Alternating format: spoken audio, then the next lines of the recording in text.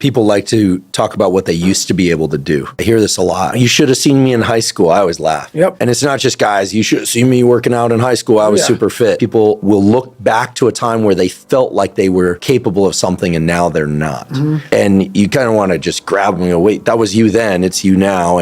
But people tend to think about how the conditions that were around success must have been part of it. And you can understand why. It's very rational. I was in that situation, I was successful. I'm in this situation, I'm not. That was the past, this is the present, ergo capable, right? You see how people get into these loops. And as you mentioned, you spent the first 20 years of your life in extremely challenged circumstances. And then you can see how people get to a point where like everything feels hard. Like when you're 300 pounds, I haven't never been 300 pounds, but I can't imagine it feels good to get up and move around. It's defeating. I got a friend, he's in excess of 300 pounds. We've been trying on him for years, but no win. And he's got crazy psoriasis on the back of his calves. And he actually smells bad sometimes because he can't wash as well as he would. He's big.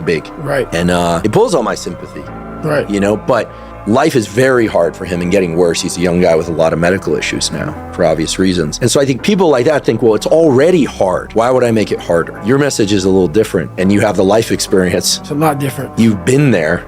So for me saying, oh yeah, lose weight. I was a skinny guy who got to be a less skinny guy. So I don't really have a foot to stand on.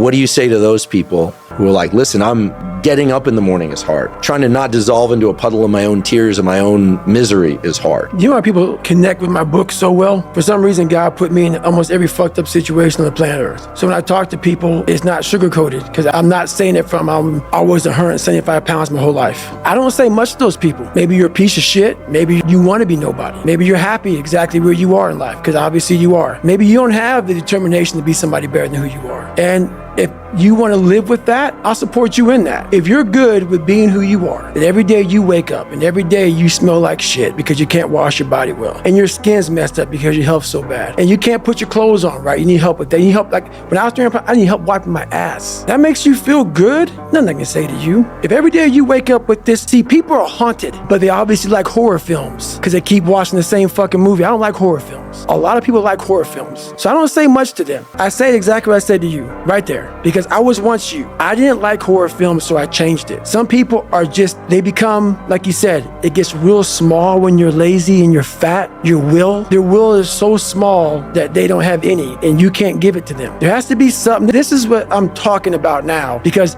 this isn't a hack. This has to be in you. Something in you has to wake up. And usually the only person that can wake it up is you. Sometimes you can read a David Goggins book because I was all this shit and then a lot more of fucked up. But if you don't have a little flame, just barely, you're done. I can't light it for you. And that's the harsh reality of this life that I want to get across so fucking bad. You can watch me, you can watch you, you can watch fucking Rogan and Cameron Haynes, all these motherfuckers. You can go to Tony Robbins's fucking bullshit, all this shit, do all this shit. You could keep going back and keep spending money and spending money and spending money with no results. You can wonder, wow, maybe let me go try out David Goggins. He ain't gonna fucking help you. You have to explore, examine the insides of yourself and what do you really want out of life. Your friend and a lot of people out here just don't fucking want it. So guess what? Have fun with your life. Go from 3 to 350 to 400 to 450 to 500 because you don't want it. And that's the harsh reality.